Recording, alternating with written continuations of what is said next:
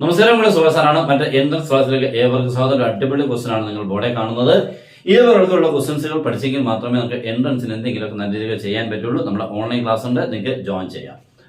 Evaluate integral 0 to 2π 1/1 plus e raised to sin x dx. നമുക്ക് ഇതിന്റെ സാധാരണ രീതിയിൽ ചെയ്യാൻ പറ്റില്ല. ഇത് പ്രോപ്പർട്ടീസ് ഓഫ് ഡെഫിനിറ്റ് ഇന്റഗ്രൽ ആണ് അപ്ലൈ ചെയ്യുന്നത്.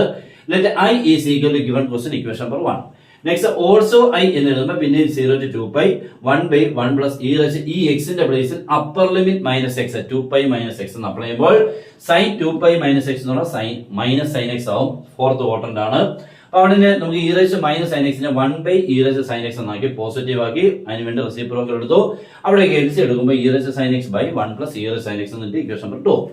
നെക്സ്റ്റ് ആഡ് ചെയ്യണം i plus i. എത്ര i plus i 2i is equal to right side add ചെയ്യുമ്പോൾ ഇതേ പ്ലസ് ഇതാണ് ആഡ് ചെയ്യാനിട്ടുണ്ട്.